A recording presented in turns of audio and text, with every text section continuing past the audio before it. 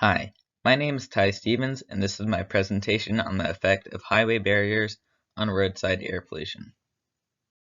I was inspired to do this experiment by the current I-66 widening project happening in my area. This project involved removing barriers from the highway and moving the highway border even closer to the schools and neighborhoods nearby, possibly exposing these areas to harmful pollutants. Particulate matter, or PM, is an example of one of these roadway pollutants.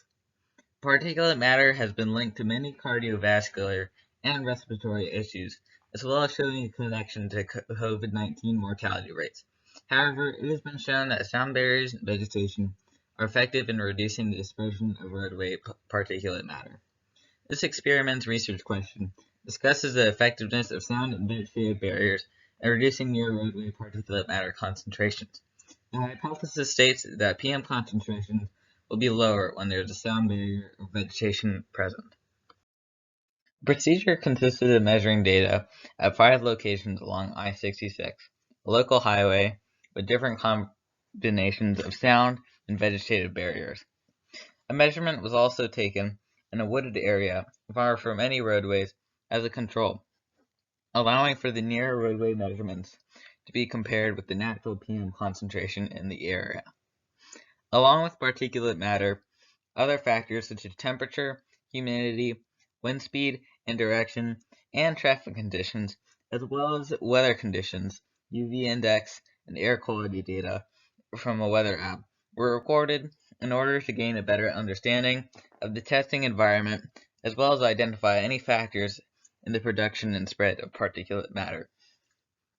Measurements were taken at certain distances from the highway at each location in order to understand how far particulate matter is spread.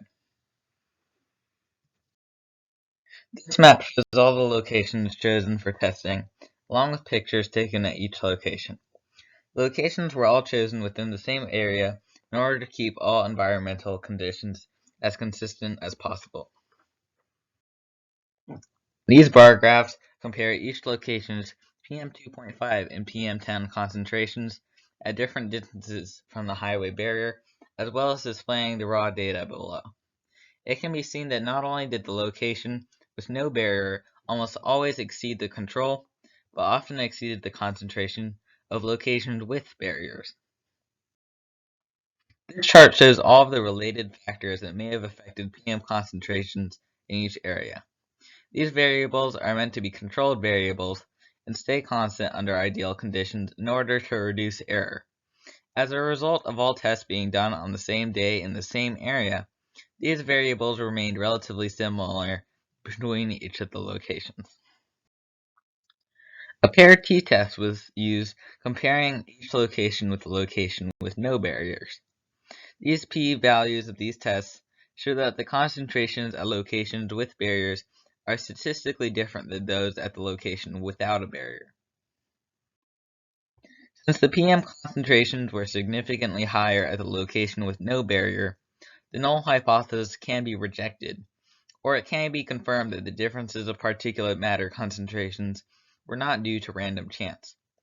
Additionally, the data shows a trend that particulate matter decreases with distance from the highway, as the highest concentrations are at 100 feet, and the lowest concentrations are farthest from the highway. There are many possible sources of error in this experiment. It has been shown that factors such as temperature, wind, time of day, and humidity all play a significant role in PM concentrations, all of which are constantly changing. Outside sources of particulate matter could have also been a source of error. However, sources such as roadside construction were not active during the test period. The small sample size resulted in more error. However, taking all the measurements on a single day has the advantage of not having to account for day-to-day environmental changes. If more locations were chosen, particulate matter concentrations were monitored 24/7, and tests were taken on multiple days, this experiment would have less error and more strongly confirm this experiment's results. The results show that since PM concentrations are much higher in near roadway areas without barriers, those living or working in these areas are more at risk of exposure to particulates.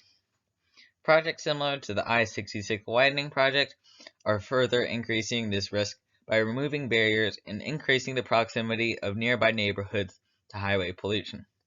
This experiment also shows the efficacy of both sound and vegetative barriers as a method of preventing the spread of particulate matter. This information opens up many solutions to the problem of near roadway air pollution, such as planting crops such as bamboo near highways with the intent of blocking particulate matter dispersion. It would be interesting to measure the effectiveness of different barriers based on their height, thickness, or density. It would also be beneficial to study other harmful pollutants produced on roadways besides particulate matter to fully understand the dangers of near roadway areas and to more effectively find a solution. These are all the sources that I used for this presentation. Thank you so much for watching.